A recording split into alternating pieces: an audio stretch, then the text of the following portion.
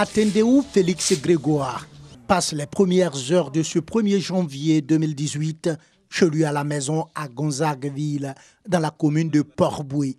Visiblement heureux de voir ce premier jour de la nouvelle année, lui et sa femme souhaitent le meilleur pour leur famille et pour leur pays. En 2018, là, ça nous envoie quelque chose de bonheur, succès pour que le pays puisse avancer, pour que vraiment tout ce qui est pays sur ce pays-là, tous puissent partir pour que vraiment la paix puisse revenir dans ce pays-là. C'est un grand jour pour nous. On a pu voir, par la grâce de Dieu, la nouvelle année. C'est un jour de partage avec le voisinage. Voilà. Je souhaite vraiment longévité à tout le monde entier. Juste à côté, dans une cour commune, l'ambiance est à son comble. La fête prend des allures de festival. Certaines personnes n'ont pas eu la chance de voir ça. Donc, si nous avons eu la chance de voir ça, on va remercier Dieu. On va remercier les parents parce que les parents nous ont soutenus toute l'année 2017. Je fête avec la joie parce que il y a mon mari qui est sur un pied, je ne sais pas qu'il va trouver aujourd'hui. Je souhaite bonne, heureuse année pour la Côte d'Ivoire. Mais tout le monde n'a pas la chance de s'éclater en ce moment. Au port autonome d'Abidjan, c'est le calme en plat. On y rencontre quelques ouvriers d'astreinte. Travail oblige. Ils aimeraient bien être avec leur famille en ce début d'année. Tout le monde est près de sa famille, fêter cette nouvelle année. J'avais beaucoup de joie, santé, bonheur. Mais si tu es là, tu es au travail, tu passes à la famille à la maison, c'est pas joli à voir.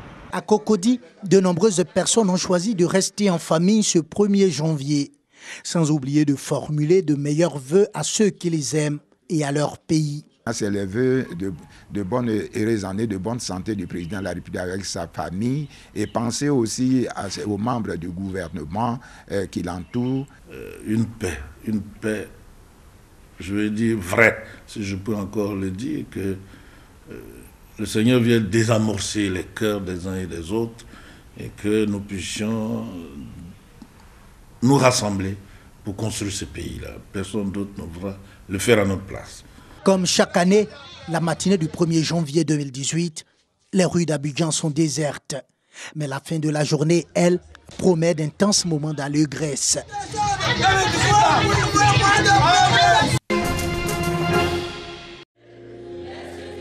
Le 31 décembre nuit est devenu pour les fidèles chrétiens un moment de communion avec Jésus-Christ, leur Seigneur. Ils expriment la reconnaissance à Dieu pour ses bienfaits. Nous bénissons le nom de notre Seigneur qui nous fait la grâce de traverser les 365 jours de l'année 2017 et d'atterrir avec bonheur, joie en 2018. C'est une année d'espérance, c'est une année de possession, c'est une année de la fraternité vraie. Notre objectif central, c'est entrer dans cette nouvelle année, dans la prière, être conduit par Dieu. Dans les communes de Cocody, d'Abobo, de Yopougon, entre autres, les fidèles chrétiens n'ont pas voulu manquer ce rendez-vous. D'abord à la paroisse Saint-Ambroise du Jubilé d'Angré, l'heure est au recueillement. Je voudrais d'abord bénir le nom du Seigneur. Nous voulons lui confier cette nouvelle année pour que lui-même, tout au long de cette année, il demeure avec nous et nous également avec lui. Au lieu d'aller se balader inutilement, il faut venir à l'église pour dire merci à Dieu parce qu'il va nous donner encore à nouveau 365 jours. Pour que ce soit une année de victoire, il faut que nous changeons ce que nous faisons pendant cette année-là. Donc il ne s'agit pas de vivre les mêmes choses et d'attendre un résultat meilleur, mais il s'agit de rentrer dans une nouvelle année avec des objectifs, des plans et des buts que nous devons chacun atteindre. Ensuite à Yopougon, précisément à la mission d'évangélisation et de délivrance des âmes, MEDA, le pasteur de cette église, révérend Kassida Zito, signale que c'est un moment spécial. C'est un rendez-vous divin. Pour reconnaître ce que Dieu a fait pour nous de façon antérieure et aussi ce que Dieu va faire pour nous pour l'année suivante. Donc nous sommes venus pour commémorer et rendre gloire à Dieu de ce qu'il a fait pour nous et surtout lui demander sa grâce pour l'année en cours. Toujours à Yopougon, mais cette fois-ci à l'église Mérade, le révérend Pierre Zouzoua a enseigné aux fidèles chrétiens les valeurs de paix. L'église a un rôle purement éducatif et surtout social. Nous amenons à éduquer nos fidèles à marcher dans la paix, à vivre dans la paix avec les autres citoyens, avec les voisins. Après Yopougon, cap est mis sur Abobo, à la paroisse Saint-Joseph-Époux.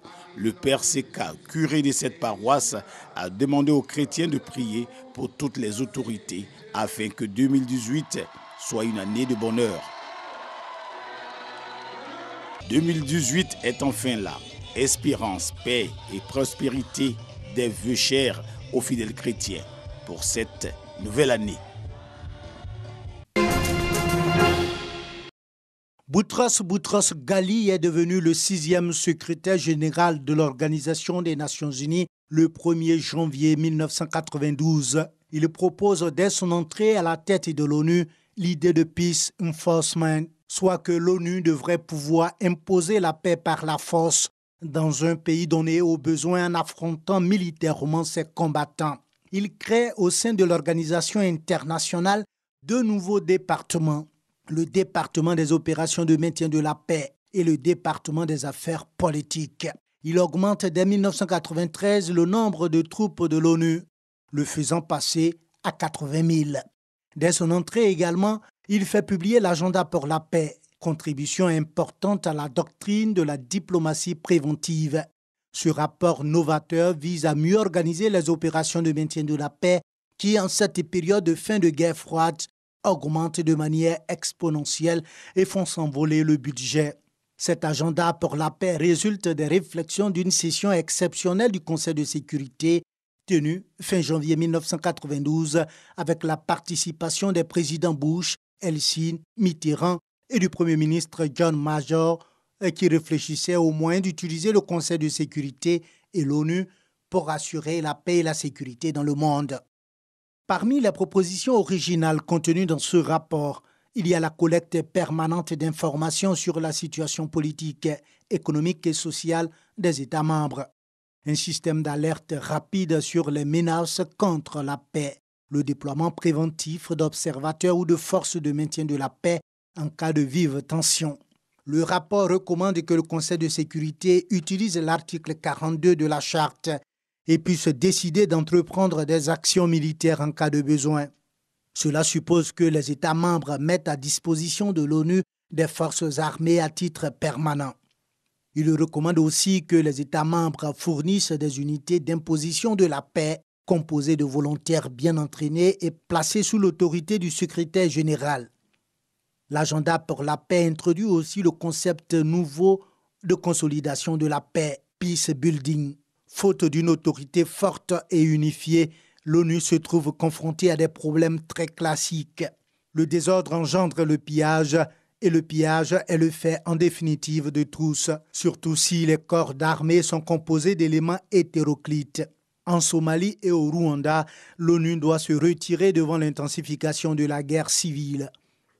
En réponse aux critiques contre l'ONU générées par cette impuissance répétée, le secrétaire général gèle le budget de l'ONU et effectue une réorganisation de l'organisation. Il crée en 1995 l'unité des leçons apprises pour répondre aux critiques des États-Unis.